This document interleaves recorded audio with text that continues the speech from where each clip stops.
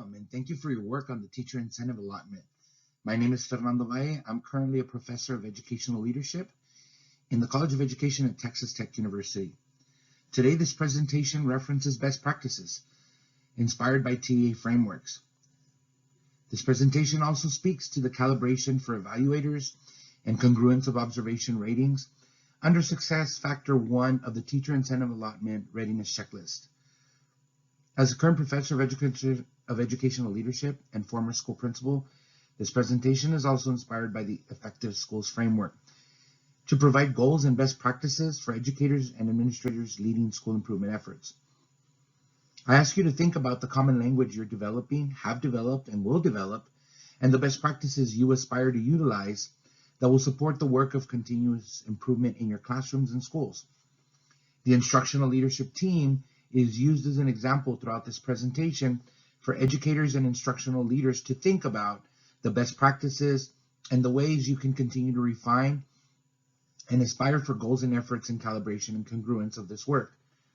This is a brief presentation and overview, and I encourage you to make your own connections throughout the various presentations available that you may have access, for example, to NIT's video library, how you can use that as a calibration tool, how you may use other topics and presentations available, and think about how you may combine and utilize the best practices we offer as strategies to continue improving instruction. Thank you again for leading discussions on lessons, providing lesson feedback, progress monitoring instruction, and utilizing best practices to improve student outcomes. We have a presentation agenda of some concepts for our leadership teams that are leading this effort. We'd like to talk about alignment and calibration. We'd also like to talk about leadership team composition and the importance of the common language across and among the leadership team composition, and continue examining the leadership team alignment and the use of tools, for example, our rubrics and our state standards, and how important that work is. We'll look at feedback and talk about feedback and examine that as a tool for continued growth of teacher performance. And then we'll complete with some discussions and ideas on how to use video for cycles of improvement, especially after feedback and classroom walkthroughs. First, we'd like to talk about alignment and really think about in what ways your instructional leadership team is truly aligned. For our rural school partners, this may mean one or two of you across the K-12 arena, really providing feedback of elementary, middle, and high school teachers. But I want you to think about the conversations and the work as we start another school year on what alignment will look like and sound like for your classrooms and for your school and across your district. We want to look, for example, at a definition here from Cohen, that instructional alignment refers to a high degree of agreement among the objectives, assessment, and the content in a learning experience. So when we're looking at this alignment of leadership team conversations as an instructional leadership team, we really have to do that high degree of agreement among what the objectives are, the student learning objectives, the assessment, the formative assessments being used, and the content. In this case, starting with our TEKS as our state standard objectives, and really how those align for the learning experience in the classroom. As you can see from the image here on this slide, we always have our learning outcomes as targets. But we also have to really look at that on the pre-planning in conversation with our teachers as to what that teaching and learning activity, what the lesson is, and how it's aligned to the learning outcomes that we are provided in this lesson. So as you look at your own leadership team alignment, you want to really have this conversation not only among yourselves as an instructional leadership team, but you want to have this conversation with your teachers and make sure that's clear among grade level departments and in your professional learning community spaces, and really talk about those formative assessments at the end of lessons, at the end of the week, at the end of 3 week, and then continue on with those summative and formative assessments that we have ongoing in our feedback and our work in leading classroom instruction.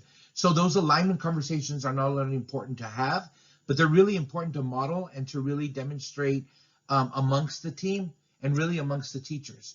So the alignment isn't just for the leadership team, It's conversation for everyone participating in improving instruction in the classroom. Next, I'd like you to think about alignment and calibration together. In calibration, if we think about calibration, it's that high degree of conversations that we're looking at.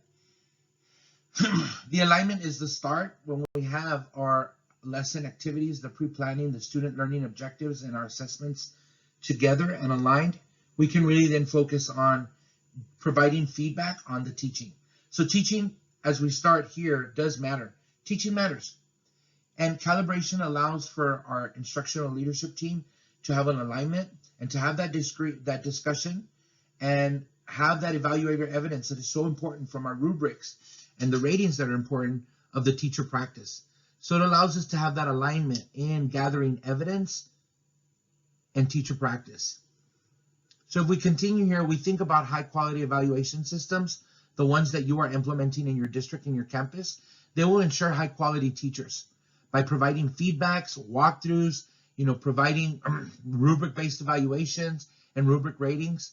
All of this is valid. You have to establish this as an instructional leadership team as valid forms of observation and objective observations. When we reach judgments about teacher performance in the classroom on any of the teacher practice, it has to be very reliable and defensible, as my colleagues have presented in other webinars. We have to look at the reliability and validity of what we're doing as instructional leaders and instructional leadership team, and it has to be defensible. These are very concrete observations and artifacts and facts that we have from our classroom observations. So fairness in the evaluation is a process here. It's occurring when our teachers have confidence in that observers, us as central office, principals, faculty, peers, that the evaluation and the feedback is fair when we as the evaluators, we're aligned, we've been calibrating, and we're following the similar processes and the similar feedback, and we have the instructional skills necessary very much to gather and provide objective and representative evidence of teaching practice. And this is extremely important because gone are the days when you can be a principal and be a manager and not an instructional leader. Our current 268 Principals Instructional Leader Principal Certification exam is exactly this point. You, as part of the instructional leadership team, need to demonstrate the instructional skills necessary to provide objective evidence on teaching practice. So this becomes really important on the calibration. The calibration isn't not only understanding the rubric and the lesson cycle, but it's understanding that as a leadership team, we need to be aligned and continue to discuss so that we can calibrate our feedback and we're all on the same page. Nothing disrupts teacher confidence more than having a principal and an assistant principal and instructional coach all give conflicting types of feedback that are not aligned and that are not moving in the same goal and same direction. So it's very important to have calibration and alignment. So let's look at your leadership team. Let's look on this slide. We want to really think about and examine who is on your instructional leadership alignment team, right? Let's think about that. Who is making up? And a team can be two people. It could be you and a teacher, the superintendent and the principal and the AP, whatever the configuration is. You could have, as we see on this list here, it could be folks from central office, principals, assistant principals, instructional coaches, lead teachers and teachers. So you really have to think about your stakeholders that are providing instructional feedback across classrooms. So let's look at this instructional leadership team alignment. Now that you know who you have your team, the instructional leadership alignment, the teams consistently calibrate, and you're defining and modeling across your campuses and in a district and in your campus specifically. Let's take a campus specifically. You are defining and modeling what distinguished and accomplished student-centered classroom teaching looks like and sounds like on campus. This is extremely important because by design, if for this particular slide, I'm using T-test language. So if I'm going to be calibrating with my leadership team, I'm going to be ensuring that I have a common language and that distinguished and accomplished, I'm moving teachers out of different categories in the T-test and using the language and the rigor, not only of the TEKS, but the rubrics that I'm using as a leadership team. So as you build a leadership team, you really want to think about the discussions and conversations you're having, the tools that you're using to calibrate, and the work and the depth of degree of knowledge that you have, the instructional skills, to utilize your rubrics, to utilize your assessments, to really provide feedback and grow teachers. So all of this space here of the instructional alignment for a leadership team, once you've formed and you have your team, you are truly impacting and defining classroom practice. You're giving feedback on the learning objectives, on the learning and teaching cycle, on the direct teach of the teacher, direct instruction. What does classroom discussions look like? What does grouping look like?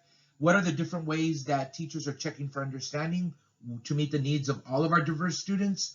So, and then what kind of student feedback are students receiving from teachers, right? And then what is the formative assessment at the end of this lesson? So there's so many areas that the leadership team can discuss and look at and take bite-sized chunks of the lesson to provide feedback for improvement. So as we continue, we look at the instructional alignment, for our leadership team, and we think again about what Cohen provided to us, right? That we're referring to a high degree of agreement among the objectives, assessment, and the content. So this is where the instructional skill comes. We have to really understand our rubrics.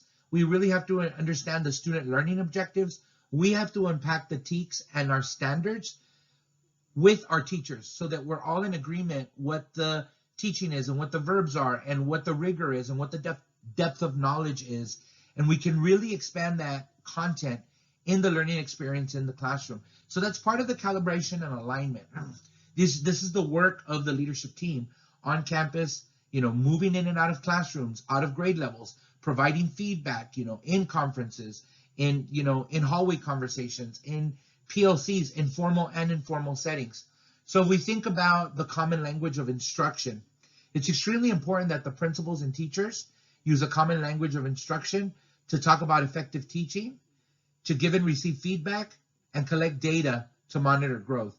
All of these spaces need to be aligned. This is that misalignment and miscommunication that administrators and teams often fall into, and where teachers can be easily frustrated when they're receiving different messages from different instructional leaders on the direction, the tools, and the feedback to use. So the leadership team is extremely important to be aligned so that everything that we're doing is discussed, and that discussion and learning is reciprocal for everyone, and that's being calibrated. That's our calibration there, that high degree of discussion and alignment on the common language that we're using to provide, effective evidence on teaching, rubric scores, give and receive student feedback and teacher feedback, and then to really progress monitor that data. This becomes extremely important, and these are important measures for the instructional leadership team to identify and to follow. As we continue, we want to examine one of the important, through our agenda here in our presentation, want to examine the areas that we're talking about as an instructional leadership team, and where tools and the common language and instructional alignment converge and become really powerful. So in this slide, we're looking at the T-test as an example. In your district, you may be using T-test, you may be using McCrell, you may be using your district state-approved rubrics. But the important thing is that this begins defining classroom practice as we provide feedback. So for this example, I'm using instructional, dimension 2.4 and instruction for the T-test, and I'm using differentiation. If you see at the top there, the definition for this particular rubric and its dimensions and domains here, the teacher differentiates instructions, aligns methods and techniques to diverse student needs. So this becomes really important for the leadership team to really understand the T-test rubric. I know we've been trained. I know we've been to the trainings and we implement it across the district and on campus, but it becomes really important to have these conversations of, if you look at the scale, we start on the right-hand side with improvement, move to developing, move to proficient, accomplished, and then distinguished. What's also important is that purposely underneath, it goes from dark, where it's teacher-centered actions, all the way to the lightest of gray to the student-centered actions under distinguished. So these conversations become very important. As we see on this slide, on the left, it defines classroom practice. We're moving teachers from improvement needed to developing to proficient because we're becoming more student-centered. So the alignment of the leadership team and communicating that differentiation that this T-test is expecting us to utilize in the proficient, accomplished, and distinguished areas becomes really important. What does this look like? If I'm a new teacher on your campus, I'm new to the grade level, I need to understand from my peers and my instructional leaders, what do you mean by differentiation? Because I might have my own meaning and it might not be aligned with what the campus is going. And then you begin to really unpack the bullets under each category, right? And that becomes the common language. As an instructional leadership team, are you proficient? Are you calibrated to truly understand the difference between developing and proficient? If you observe a teacher, is he or she always going to be proficient? We hope that they are and they move to accomplished. But if you walk into a lesson and you say, well, I've seen this teacher differentiate before, but in this walkthrough today, I didn't see it, but I'm still going to score her as accomplished and proficient because I know she's done it in the past and she always does it. So you really need to be thoughtful and mindful of your calibration. And if you're being subjective because, you know, she's a good person and we're friends, or are you being objective and today I'm going to give you feedback on the lesson that I observed? And it may be proficient instead of accomplished because of these reasons. And I have evidence, defensible evidence, and knowledge, instructional skill knowledge, to be able to provide that differentiation. And this is where the calibration of leadership teams becomes very, very important. So you want to understand what differentiated instructional methods look like and sound like in 3rd grade versus 5th grade versus 7th grade versus 9th grade. What are you doing in your departments and grade levels? And where is this being modeled? Is this in the PLC? Is this in conferences? Is this, who is modeling this work? Because if we're going to provide effective feedback, we need to have this as part of our common language and part of our instructional alignment conversations with our leadership teams. So as we continue, here's another area of contention and skill building when it comes to a leadership team. One of the areas that we most look at, I'm very fortunate to work with a team that works across the state of Texas and conducts school walkthroughs. We do a lot of calibration with principals. We work in our master's program to prepare school leaders. So we're always having these conversations about the standards and how they're being taught. One of the common errors that I see is that when there's a planning session happening between principals and teachers, that everyone's using surface language. Everyone's using more of, I hate to say it, Pinterest activities, instead of really referring to the depth of knowledge and the content and the rigor that our state standards are expecting. And it's easy to stray away from the state standards when we have a new adoption and we're looking at the book for answers. The adoption is the supplementary materials to the state standards. The teacher needs to have the skill level and the confidence to be able to unpack the state standards in various methods.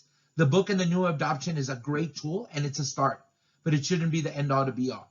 It's really going back to working with a leadership team. Teachers and leadership teams need to work together to really understand and define that classroom practice using the state standards and the language, using the TEKS. This is where, for example, in this case, I have an example here of English language arts and reading from grade 6, the new revised standards adopted in 2017. You know, this was the original figure 19 that the state of Texas had a really difficult time teaching and calibrating on because we didn't understand letter F, how to make inferences and use evidence to support understanding. We had a difficult time teaching students who were several grade levels behind how to really understand how to make complex inferences, right? So then these revised adopted TEKS now have H and I, synthesizing information to create new understanding, right? And then I, monitor comprehension and make adjustments, such as rereading, using background knowledge, asking questions, and annotating when understanding breaks down. So the annotation is a skill that many times is skipped.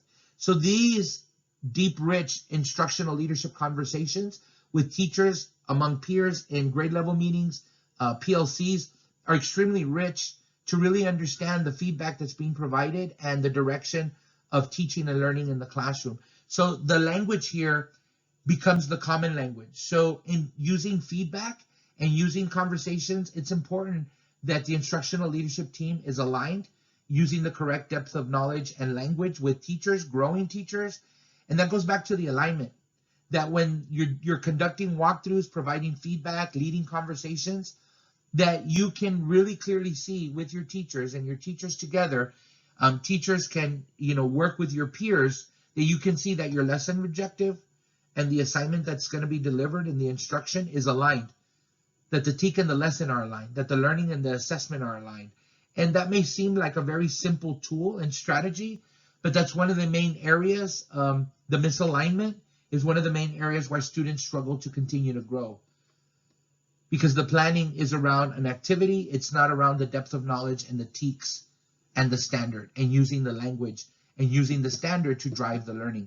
So this is another important skill and tool that the leadership team can utilize and calibrate on and continue to grow and refine. You already have this skill, you want to refine it, and you want to continue to grow in providing feedback, especially through the TEKS language and the state standards. So as we continue, let's talk about feedback. I've been fortunate to teach and prepare school principals for the last 10 years. And one of the reoccurring themes when we talk to our brand new students, teachers from across the state of Texas, one of the areas that frustrates them the most is having walkthroughs and not getting feedback. Having different leadership teams come through and get different types of feedback. Having feedback that is not specific, or the worst, not getting feedback at all. Having a notebook full of notes and never sharing them with teachers or providing feedback. And so those days should be behind us. We should be really looking at the very specific and timely ways that we provide feedback as a leadership team. And there's many important ways to do this, but feedback is one of those tools that provides reflection, that provides growth, and that provides the teacher areas of discussion to really reflect on practice and to grow, especially with students as well. So if we look at, the timely and specific rubric and TEK standard feedback, teachers can provide students with suggestions for interventions, learning strategies, and correct teaching errors. So the instructional leadership team's effort to provide feedback in a timely and specific manner, chunking it into different areas of the lesson or in a particular area of the lesson, becomes important for the teacher growth and the student growth. I mentioned this before and I'll mention it again. One of the most important things that a leadership team can do as they align is really look at their tools and provide objective feedback versus subjective feedback. In that second bullet there, we're looking at subjective feedback as more robust with feelings and opinions than with facts and observations. So understanding the rubric, aligning it with the state standards and the language, and making sure that instruction is aligned among grade levels and among departments is that objective feedback that we're looking for, and that skill building.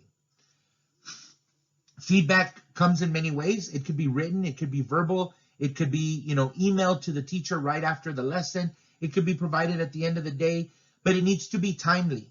If I'm a teacher in the classroom and I'm teaching the standard that the TEKs and the standards that I was covering on a Wednesday and I don't get feedback till 2 weeks later, I have moved on. I don't remember what the lesson was about. I may not remember what that specific, I can go back and look at it and think about it, but timely, you as an instructional leadership team, you need to figure out what timely means for you. You may have the skill to do it instantly. You may have the skill to do it, in different ways, but timely needs to be defined. So as a teacher in your school, I understand what timely means. Is it at the end of the week? Is it at the end of the lesson? Is it at the end of the day? I can expect an email from my leadership team folks so I can reflect on what I was doing well, what I can reinforce and refine. So that becomes really important. And another area I want you to think about as an instructional leadership team and leading these conversations in the classroom, that you are one of the stakeholders. If you're a teacher, if you're a counselor, coach, instructional coach, assistant principal, central office staff, superintendent, you are one of the stakeholders for improving student outcomes. So as you have conversations with teachers and teachers have conversations with teachers, Really think about the feedback that you're getting from students in the classroom, their learning, their thought process, their questioning, their, the light bulbs that are being turned on, and really from the student assessments. It's very difficult to be a distinguished teacher on the rubrics when your students are at 30% and they're not even at approaches. So we really have to think about those alignments. We need to, another important type of feedback, number 2 here, is teacher reflection on practice. The reflection of us as teachers on our own practice, how we deliver instruction, how the lesson was delivered, how it was received, what the assessments, the formative assessments look like at the end of the lesson, and what percentage of my students were achieving mastery on this particular lesson delivered becomes really important.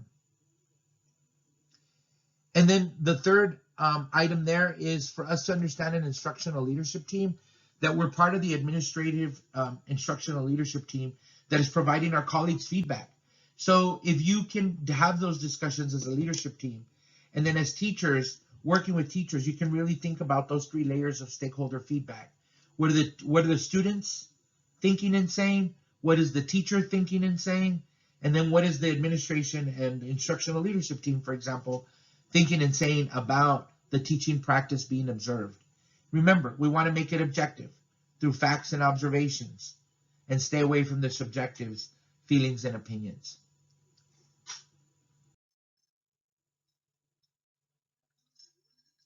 So in this slide,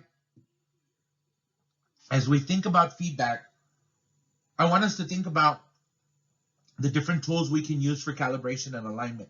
We talked about the state standards. We talked about our rubrics. One of the powerful tools that we have available to us is not only conferencing with our teachers, but using video for an improvement cycle. Video capture doesn't have to be the entire lesson. And when we give feedback using different elements or clips of videos of teaching, we need to focus on one teaching practice instead of overwhelming teachers and giving them 10, 20 things to improve or to think about or to talk about or to really think about in their teaching. That's overwhelming, and that's a spray of bullets in a target that doesn't hit the center. We really need to focus on the type of feedback that we're giving and what teaching practices we can really focus on, whether it's the teaching practice or the lesson cycle or the particular area that is being delivered, so that we can see the maximized growth. So in teacher reflection, the use of short video clips of teaching, especially when we see our own teaching, it allows for more efficient lesson processing. Remember, these are powerful conversations that you're having with teachers. The last thing you want is, or I want as a teacher, to be forced and accountable and, and be felt like I'm being held accountable on video and scrutinized where I'm not being grown. You want this to be a reflective process, a coaching process, a growing process, and forcing teachers to be on video can be a little threatening, and you can get a lot of pushback from that. So you really have to have a conversation with your instructional leadership team and teachers on what that looks like and sounds like, and how we're using that. How are you going to approach a grade level? Are you watching yourself? Are you, as a teacher, are you watching peers? And then what is the direction of that? Because if you ask me to video and capture my through video clips of my teaching, and I'm a newer teacher, I may, be able to hear, the tone of my voice. I may pick up, my movements around class or different elements, but I may not be able to go deep and have the depth of understanding to make adjustments without instructional leadership conversations. So this becomes a really paired and a really strong conferencing space. And it's one where your instructional leadership skills and the tools that you decide to use, whether it's the rubric and the standards and any other tools that you have on campus and in your district, to really grow your teachers. So teachers, it's very powerful. We can use video to reflect on our own behavior. We can see ourselves teaching. As professionals, we can reflect on our practice and improve our teaching skills. So in the visual at the top of the slide, video captures our current teaching reality. This is the way the students walk into my class. This is what the first 7 minutes of my class looks like. This is how I have a process and procedures. This is the language that I'm using on the state standards. This is how I'm introducing the lesson. You can capture a lot in the first 7 minutes of class, or you can capture nothing the first 7 minutes of class. Video really captures your current teaching reality. From there, you really need to think about, as an improvement cycle, where the coaching and strategies for an aligned instructional leadership team, what are you going to provide? These are the action plans, right? What are the next steps? Where do we go from here? And then what are the goals? Is it the goal for each lesson? Is it the goal for Friday? Is it the goal for the standard to really unpack the team and master it, to move students from approaches to meets to masters? You have to really have those goals in place so that the use of video is effective and productive, and it's not another burden in the teacher's time and the teacher's plate, where it feels like we're doing this because we have to and there's no point to it. If you're going to use video as a calibration tool or to guide your improvement cycles, it has to be really well done and well planned out, and time needs to be of the essence. The teacher can watch 7 minutes, you can watch 7 minutes, and both of you are ready. When you come into conference together, you can really talk about the areas where the teacher's growing and they did really well, and celebrate and continue to refine those areas. And then you can have that discussion back and forth about what areas of refinement and improvement we can focus on, not only for the teacher's teaching pedagogical approach, but what the students are receiving. That becomes extremely important as well. And then here, I wanted to provide an example, a tool. Jim Knight, who is one of our scholars in instructional coaching, really looks at the impact cycle when you're using videos.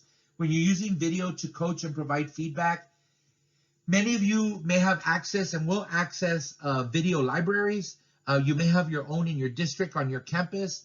If you're going to use video to impact and provide feedback and really improve teacher practice, you really need to think about these 3 areas that Jim Knight takes us through in his impact cycle for feedback instructional coaching as a leadership team. You really want to begin with the identification stage, where as teachers get comfortable, and maybe they are already on your campus capturing some of their teaching, in video clips, the teacher, in discussion with and collaboration with the instructional leadership team, can identify an area of improvement for both teaching and learning, because the improvement of teaching is then going to translate into the improvement of understanding and delivery of material for improved student outcomes. So that is where the instructional skill and the action plans from the leadership team come into place to continue to guide the instructional growth and process over a 3-week period, 6-week period, 9-week period. We know that it's iterative, it's cyclical, it continues, but identifying and knowing and teaching teachers to self-identify, to come to the discussion with, I think I've identified an area where I can refine and improve, and if the instructional leadership team agrees, then there's exponential growth and learning there, right? So the second stage here is, you think about these practical tools, is that we want to learn, together. We want to calibrate. Now that we're talking and calibrating with our teachers, this stage involves us as instructional leadership team talking and dialoguing with teachers about, okay, what resources do we have? What trainings do we have? What materials are we using in our campus? What resources and what ideas, can we put together as we're conferencing, either a pre-conference or in a post-conference, for a refinement and improvement, to really understand how we can improve the learning and improve the student outcomes. So the learning here is always reciprocal, not only for the instructional leadership team and the teacher, but it's the teacher learning with and among peers and him or herself, and also seeing the improved outcomes with the student. So this learning discussion is really part of that leadership team alignment and instructional leadership team calibration, where the more we learn and the more our teachers and students are growing, these are the type of discourse that should be shared, that is going to move the needle, as we say, to move of areas of growth and improvement in our classrooms and in our schools. So then the last stage here in this cycle, as we go through this process, is the improvement stage. This is where teachers have made the adjustments. We're now implementing the ideas, materials, or the strategies that we talked about. And then the leadership team, both the coach and the teacher, can monitor the progress, right? And this is where that second or third video clip now, if it's in the introduction of the lesson, becomes really important, because now we can see where we were, where we've grown, how we've adjusted, the percentage of time that we've saved on now having a strong system with classroom management, the prompt start of the lesson delivery. We have things like bell ringers or starters at the beginning of the lesson, reviewing a skill or a standard, all these things that are extremely important at the launch of a lesson.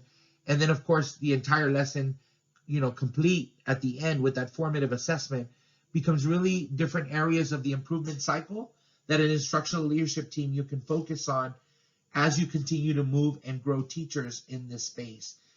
So thinking about the instructional leadership team, the common language, the alignment, that discussion and the calibration and discussions are going to come from your rubrics, from your standards. They're going to come from the type of feedback that you're using and giving. These are some tools that you use all the time and often are not calibrated. They're not often aligned because sometimes we just don't have the time. We go in there and do what we need to do and provide the feedback and do, quick classroom walkthroughs. Sometimes we're doing instructional rounds in teams.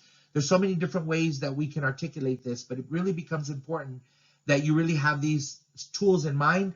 And when you're calibrating, to really get to that reliability and validity of what you're doing. And the calibration and alignment is an important skill for a leadership team to be able to have at the forefront in everything that they're doing. So I want to thank you for the work that you're doing and thinking about these tools, these very practical tools that we use every day, and how we can calibrate and align the work that we're doing. Teaching matters. This is the heart of student growth. And this is what the biggest investment we have in K-12 in human capital is our teachers. And as instructional leaders, we are tasked and challenged to continue to grow ourselves, to continue to grow teachers. If we're not calibrating and growing together, then we're missing the opportunity to improve and impact student outcomes. I want to thank you for leading this work of instructional alignment in our classroom and our schools. It's important work, and I thank you for doing that. Thank you for listening and participating today. And again, at the bottom of the slide is my email, f.valle@ttu.edu. And we're here as district and community partners to continue serving education and improve student outcomes. Thank you very much.